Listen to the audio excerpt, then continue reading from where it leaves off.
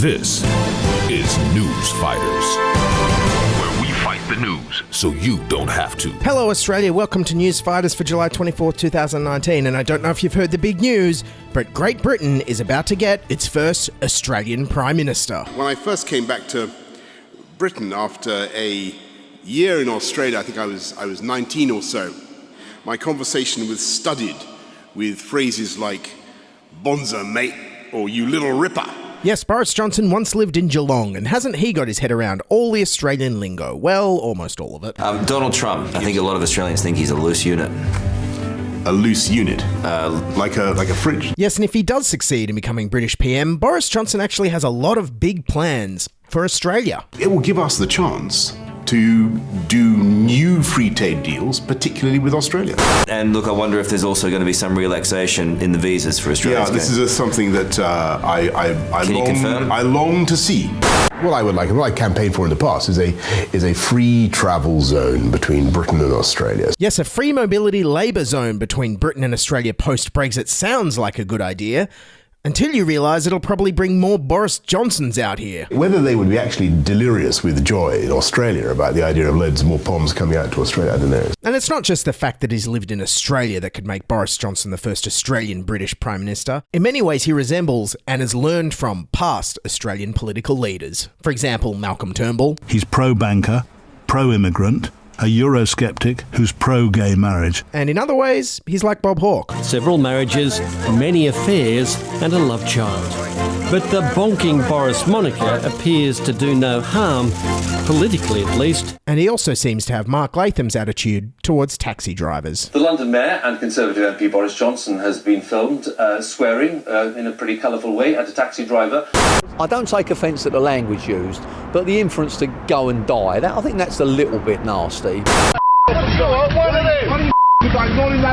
And like our former Foreign Minister Bob Carr, loves ancient history and nerded out with Annabel Crabb by reciting the Iliad in ancient Greek. When I'm in trouble, I recite to myself, Main Thea Peleia Jo Wakileos, Ulomanein, Homuria Kaios Algietheke. Not sure if that's ancient Greek or just Adam Sandler's gibberish from Billy Madison. Lusomenosti Thugatra, Feron Taparesia Poina. Calatissime.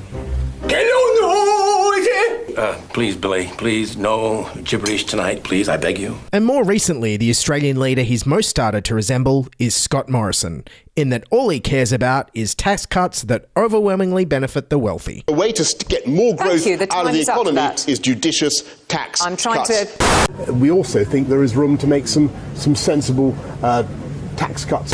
Mr. Johnson, why was your first pronouncement in this campaign one on tax cuts for the wealthiest? It's part of a package. And like ScoMo, he's promising to simultaneously and magically improve all services as well. So just let me get this straight. So you want to put more money into schools. I do. You want to put more money into transport in the north. You want to roll out full fibre broadband to every house in the country. You want to put 20,000 more police on the streets. And you also want to cut taxes. I mean, come on. That's having a cake and eating it, isn't it? Well, actually, of course, as the great Tunisian scholar and sage Ibn Khaldun pointed out as early as the 14th century, there are plenty of taxes that you can cut which will actually increase your revenues. And maybe you can tell from that answer, but he's a bit like Kevin Rudd in that when he tries to sound like an intellectual, he just sounds like a dumbass. They haven't the guts to put questions to me. Great supine protoplasmic invertebrate jellies. He's also a lot like Scott Morrison in that he's developed the cunning habit of just not answering questions he doesn't want to. I do not comment on that kind of thing. I don't particularly want to get into stuff that, done and dusted. Again, I admire your journalistic technique, but I think I've given you the answer that I'm going to give. And not forgetting Boris's difficult relationship with the truth. He was fired from the Times for making up a quote.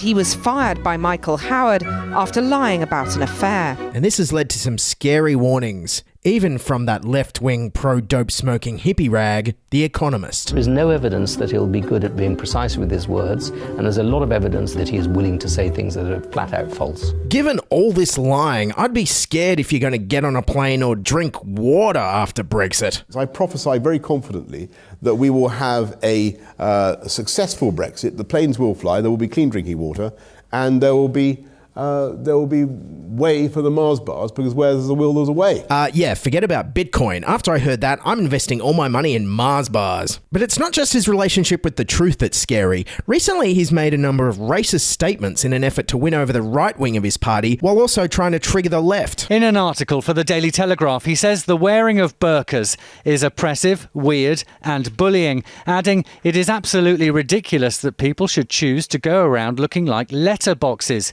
and makes a comparison between burqa wearing and looking like a bank robber. Does he still believe that black people should be called pickaninnies with watermelon smiles? Does he still think that it's acceptable to compare Muslim women to bank robbers and to letterboxes?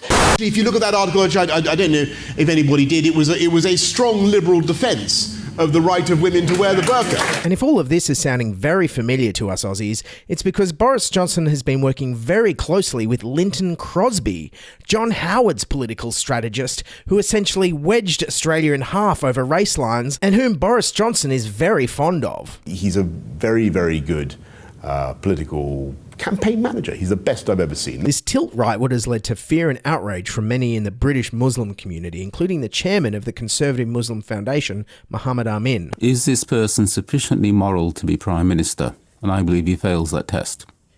But MPs would disagree with you. They think he's certainly the right man to sort out Brexit for this country. A lot of Germans thought that Hitler was the right man for them. That's a very shocking comparison to make. Yes, I'm not saying Boris Johnson wants to send people to the gas chamber. Clearly he doesn't. He's a buffoon. And what a buffoon he is. Like when he said this as Foreign Secretary. Did you really call the French turds? Well, I have no recollection of this this comment. It's not very well sourced, this story, but anyway. Well, it seems to have come from the Foreign Office. Yes, while he was Foreign Secretary, he didn't exactly win over his staff. I've spoken to one figure who said that working with Boris Johnson is like walking a few feet behind a horse, shoveling its shit. Even when he wasn't Foreign Secretary, he still pissed off foreign leaders, like with this prize-winning poem he wrote about Turkish President Recep Erdogan. There was a young fellow from Ankara who was a terrific wankerer, till he sowed his wild oats with the help of a goat, but it didn't even stop to thank her. Yes, move over Shakespeare. Good to see the literary arts still thriving in Great Britain today. And as if gaffes on the world stage aren't bad enough, he can't even name a Lady Gaga song or a character from Star Wars. Have you always been a Gaga fan? I think she's fantastic, yes. Do you have a favourite song? Gosh, well, just remind me, give me a go. What is? Bad Romance. No. What's the other one? What's Poker Face. Poker Face. Yes, Poker Face. That's better. I tell you what, I identify very much with the guy with the lightsaber. And his math skills also leave a bit to be desired. Take 2 apples from 3 apples. What do you have? You've got loads of apples, mate. And while Australia's cracking down on journalists, Boris Johnson has previously gone one step further. He once conspired with a criminal on the phone to talk about beating up a journalist. And when confronted with the evidence, Teflon Boris just laughed it off. How badly are you going to hurt this guy? Not badly at all. He will not have a broken limb or broken arm. I'm not ashamed of it. What are you not ashamed of, though, Boris? Whatever there is not to be ashamed of.